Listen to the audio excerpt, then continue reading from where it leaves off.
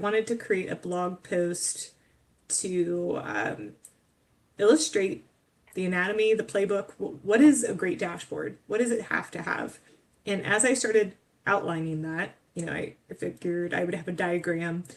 It's got to have great filters. It's the design aesthetic. But before we get to that, it's the why and it's the Yeah. purpose. And I think in my experience since AV, and even probably before, but it was less in my face. But since leaving AV, the thing that I see missed the most is the why. It's misunderstood. It, it's I see a lot of individuals and analysts that don't really see their role as in the organization as a consultant. And Yeah. so they're just trying to give individuals what they want rather than what they need. And so it's prescriptive. I need this, this, and this. Show me sales. And they deliver and it doesn't get used because they missed the why or they misunderstood what the true pain point. And as I started illustrating this or, outlining this blog post, I thought of you because I can't think of anybody more intentional that I've ever met than you.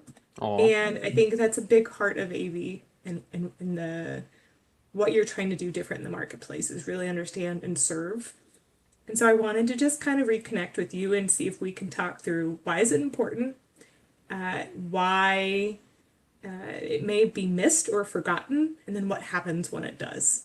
mm. And so yeah, that's kind of where my head is at. Wanted to kind of just have an informal conversation with you. Well, I'd love to dig into any of that. Mhm. Do you want me to riff on that, or do you want to go specific on any particular part? Any particular part that you feel most passionate about? I mean, to me, any particular part. I could go probably off on any one of those. I have Yeah. thoughts on why I think it's missed, but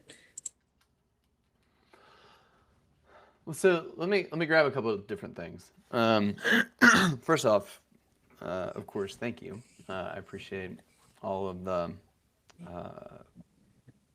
the kind and thoughtful reflections, because this really is a huge part of AV and me, and just years and years ago, I saw kind of the gap in the marketplace that you're talking about, which is it just seems like there's a miss. It seems like we're doing this maybe for the sake of technology when there really is a bigger, more impactful approach. But then also, like, it actually seems like humans thrive when there's more connectedness. And so I think I would start at that highest level, which is at the end of the day, like, we're here to help humans connect to humans, humans to help organizations thrive. At the end of the day, that happens when we make better decisions. And that really happens when we understand the problem we're actually trying to solve. And so there's a everything from doing the five whys of like, well, why is that? Well, why is that? Well, why is that? Just to dig and to like peel back the onion until we really understand what's really going on and why this matters in the first place. I still go back to, and I won't name names in AV or the client, but one of my favorite examples of this was we sat down with a COO of a company, and she was describing kind of an opportunity to come in and do some analysis. And Kui and I sat with her for probably 3 or 4 sessions, really understood kind of what she was trying to do. And then we sat down with the consultant that was going to go and build this solution. And as we were kind of onboarding this person into that opportunity, it struck me that like I wanted to make sure he really understood what was at stake here. And this was on the surface, it looked like helping individual stores or franchisees become more profitable. And the cynical approach could be like, we're just trying to help people make more money. What's really valuable about that, et cetera. But I helped this consultant see and understand the fact that like these franchisees had bought into this organization, and some of them were barely profitable. And as a business owner, I understood that like if you're sitting there and you're just barely making enough money kind of month over month, right? There's only a certain amount of time that you can keep going at that pace because dollars are oxygen. Mhm. Profit allows you to continue forward. And so I said to him, I said, hey, there's a there's a franchisee out there who is at 4% profit margin right now. And right now they can do about 2 more months of that before they have to give up on their entrepreneurial dreams. Now, if you can look at this data and help make recommendations on how to get them to 11% profitability, you give them their entrepreneurial dreams back. And he looked back and was like, whoa. And all of a sudden it's like, this isn't a data point, right? This is a human being, a person. And I think for me, if I were to go back and like, where does that idea come from? I did a big project with the Tableau Foundation back in 2014 when there was an Ebola outbreak in Western Africa.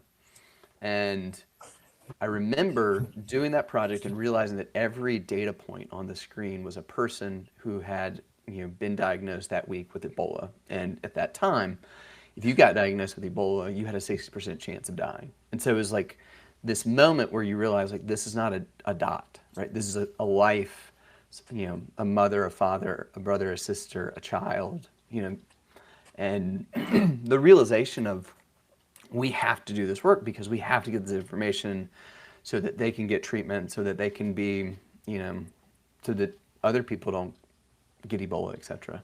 And so you just begin to realize like the question of understanding what does a data point represent? What's the story behind the data point? And then beginning to realize that like that's what you're going to work for, is that somebody out there is going to take this dashboard, this insight, and they're going to use it to create a better decision. They're going to action it so that human flourishing can happen. And so we were just having a conversation, again, shifting gears real quick. Like we were doing the Infinite Game. We kicked it off with Colin and Hussein last week. And one of Colin's big takeaways was the realization that there are infinite games everywhere. Like you look around, you see all these finite games, but to realize that under the hood of that, there's an infinite game that's occurring. If you look for it, you'll find it. And in the same way, like that's a lot of what's going on here is like, yes, we're counting dollars. Yes, we're counting widgets. Yes. But what's the infinite game that's happening underneath that? And so, again, I could ramble and talk about these things for a while, but like these things are there that you have to go look for them. You've got to realize that they're probably 3 or 4 layers deep, but it's only those that are looking for them that find it. And then the biggest part is you realize if that's the thing that really matters, let me then design the visual so that that's the thing that leaps off the page, so that that's the thing that we can help that decision maker facilitate that next set of decisions. Because at the end of the day, like the work that we do is knowledge work.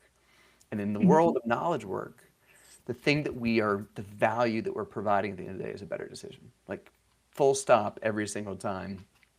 That's the value that we create 90-something% of the time is a better decision for someone who wants to help somebody else. So it's our opportunity to create that and to help kind of folks see that. I love that. And I love, obviously, one of my favorite books that I read while I was at 8V, right? The Infinite Game. It's one of my absolute favorites, and it's been a gift that I've given, a book that I've regifted to others. So if you haven't read it, you need to definitely read the book. But one of the things that comes to mind as you talk about uncovering the story, and one of my favorite Nelson comments is we were talking through waving a magic wand, right? And you've said this to stakeholders. If I could wave the wand, sure, there is a deep dive we need to get to. I'm sure that the stakeholder has an idea already in their head of what the dashboard needs to be. If I can unlock that now, wave my wand, create it for you, what are you going to do with it? Yeah. I love asking that question. I was brought in to help another team recently, and the director said, could you help them with the layout? There's something missing here. Okay. So I was sitting with a group of analysts, and one of the first questions I said was, well, what business question is this trying to answer? Who are your stakeholders, and what are they doing with this dashboard? And they didn't know. It's like, that's why the layout doesn't make sense, because you don't know who your audience is, and you don't know the problems you're trying to solve. You're just here plugging widgets without seeing the big story.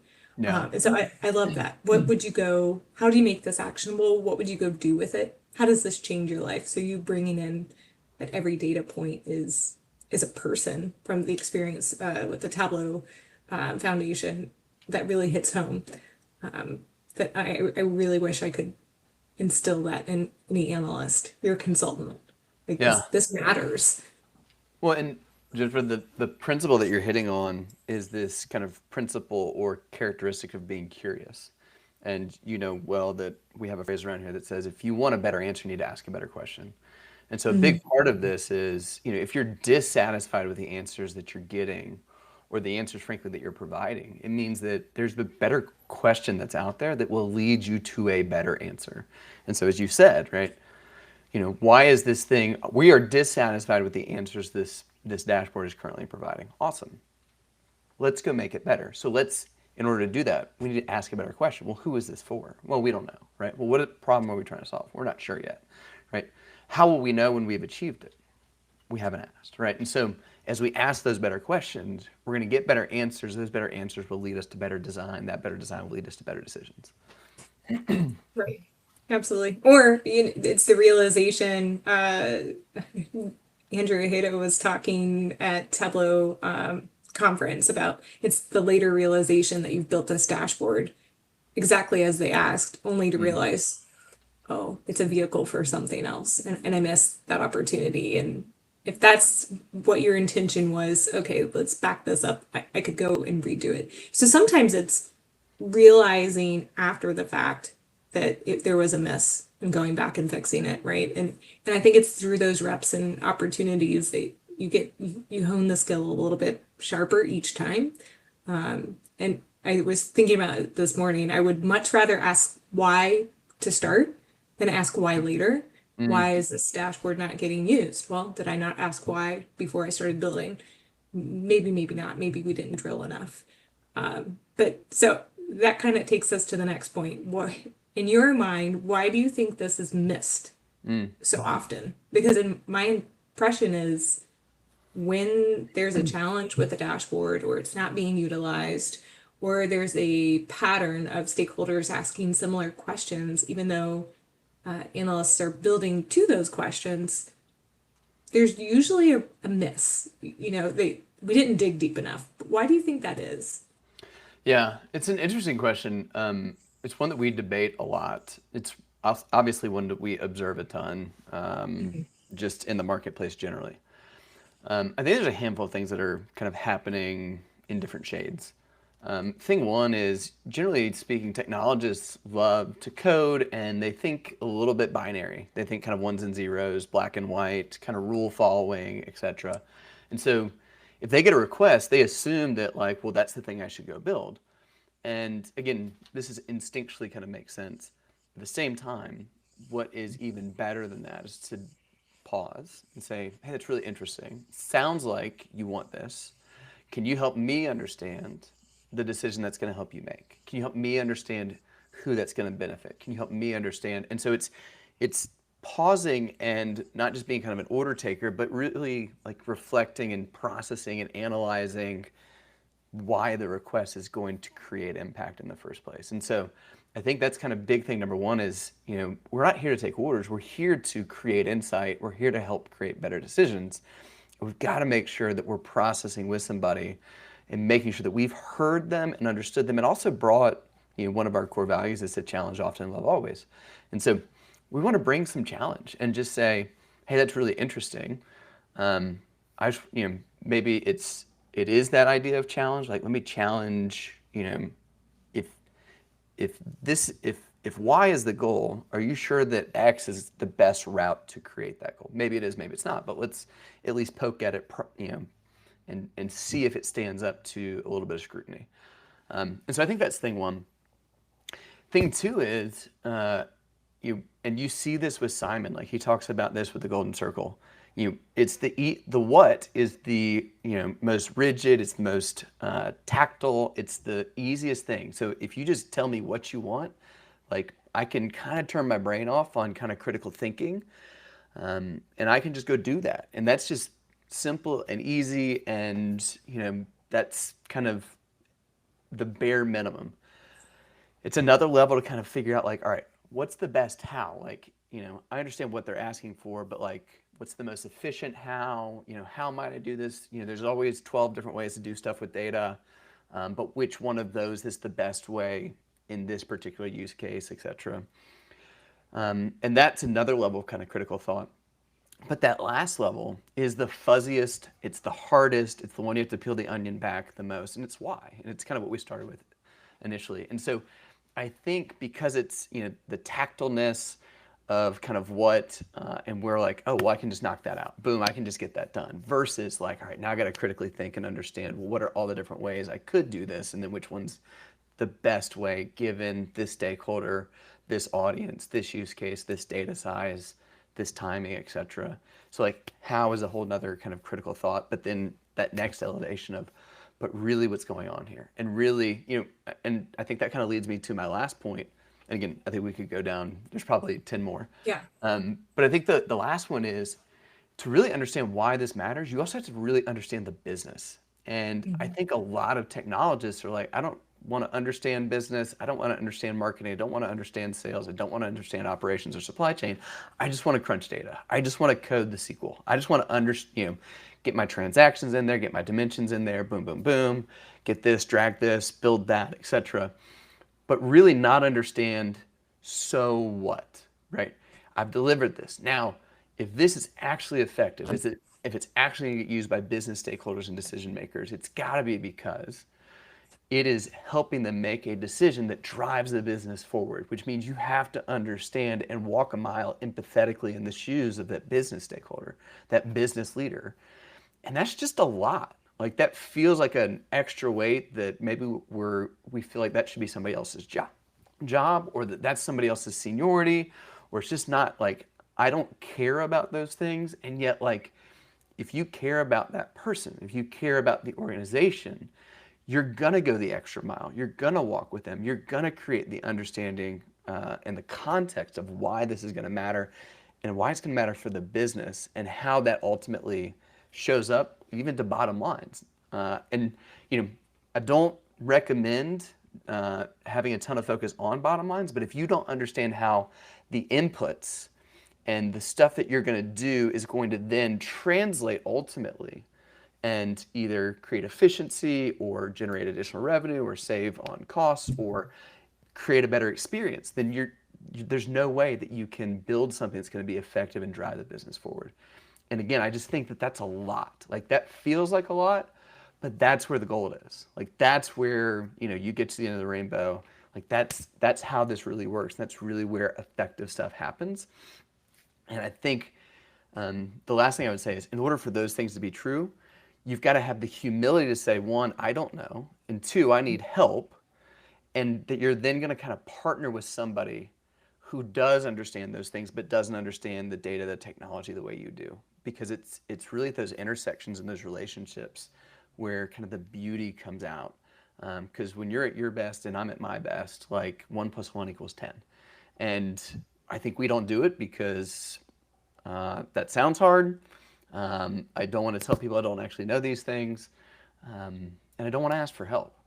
But that again is where kind of I've always loved data viz because it's the intersection of so many different things, and it's the main way that most business side leaders are able to understand what's really going on in the organization. I think that's a gift. Absolutely. I love that. I love every word. And I think to me, the thing that comes to mind is you really have to be willing to insert yourself, right? And to me, learning at AV to challenge someone is to truly love someone. Well, if I'm going to insert myself into your problem, if I'm going to care enough for you, then I am going to challenge. And I think a lot of cultures, maybe that doesn't feel like the culture is open to asking questions or challenging. So it really points to a lack of trust. But I think I'm curious enough and I care enough that I think something is to say, I care enough about your time that I don't want to have the conversation again. So I really need to make sure I understand. Can you help me? Or there are ways I think to break that barrier where, the culture doesn't support that kind of questioning that I think you really have to be leader, to be somebody that's going to show up and insert yourself into the problem and to serve someone. you have to ask the questions. You have to get to the core of it. Because otherwise you're really not serving, caring, loving that other individual, No, right? If it's not clear. Clarity is kindness, right? Is that what you've always said, right? indeed. I was just about to Yep. say we want to be kind, Yeah. and not nice. And so Yeah. oftentimes that is asking the hard question and caring about, having, I tell my kids all the time, like the best things in life require 20 seconds of courage. And so you've got to have that moment where you say like, I don't, if I ask this question, it's going to, you know, I'm worried what they're going to think or whatever. It's going to make me uncomfortable, but it's going to help them grow. And so I remind myself and my team in those moments, it's you choosing your discomforts so that they can grow versus kind of the selfish decision of choosing your own comfort and not asking the question and then they don't grow. And so once you begin to realize that not having the courageous conversation is a selfish act, that's when it really kind of changed for me. Is I'd rather have the conversation, and let's go have the challenging moment, figure it out together, and then know that I still care about you. But the reason that I had this conversation was because I cared about you. It's the same thing as we do these types of things for our organizations. Is sometimes we have to just call out the fact that this isn't good enough yet, and the organization needs it to be better. So yeah, Love that. absolutely. It's something that I don't think about when I'm thinking about how to explain to somebody what's critical, what's important, and building a good business dashboard. But it definitely is highlighted in this conversation. But you can be really sharp in building in Tableau. You can be really, really sharp in data and all of the tools. But you have to be able to create relationships, make connections. You really need those soft skills. You need to be able to communicate. And if given the opportunity to hire somebody that was brand new in Tableau, but really knew how to connect with others, it's a lot easier to build a technical skill than it is to build that soft skill. So I think to me, like the step one, you have to connect with the person that you're serving and make sure that you get it right before you start wireframing, before you pull the data in, before the layout even starts. You really have to understand the why. Yeah. So And I love think it. a conversation is like playing catch, right? And I love baseball. So maybe not everybody fully gets it, but like I can throw something and kind of ask a question or make a statement, right?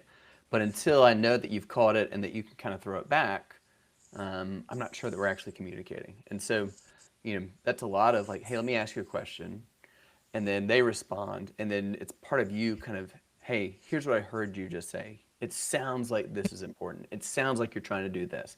It sounds like da da da. And so, kind of reflecting and refining the answers to make sure that we're creating understanding together.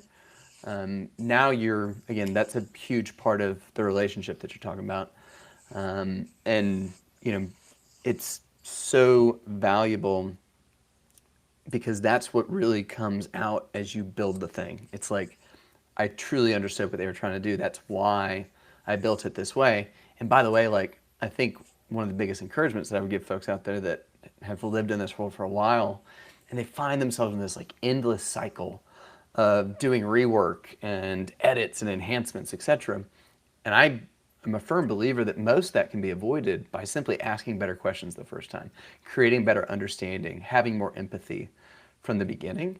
Because what happens is if you get clear at the outset, you build it once and you build what they want from the beginning, and now you have the time, the energy to go build new stuff as opposed to death by a million kind of rework, revision.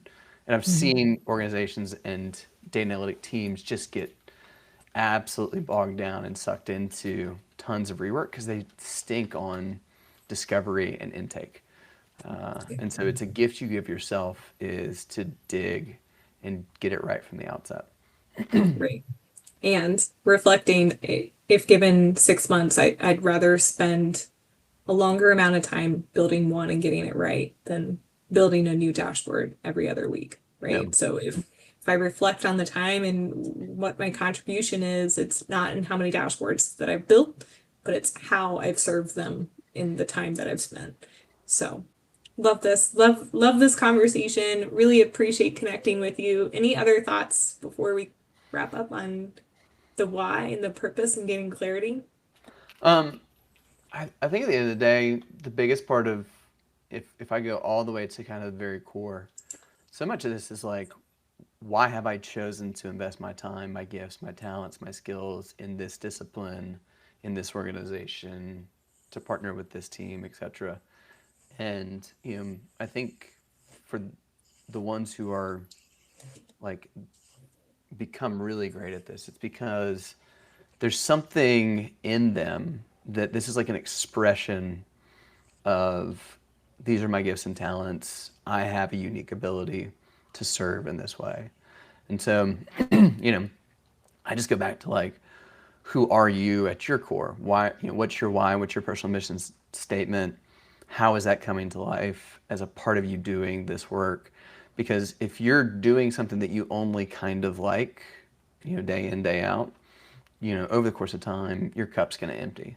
But if this is something that is just in you, kind of God given, designed, and wired, then this is something that will refuel you because you know that this is part of the reason that you're on the planet is to help create these types of moments, create these types of understandings, etc. And you see people who have that energy, and it's a gift. And so I would kind of check myself at the door and say like, is this work lighting me up? Do these questions light me up?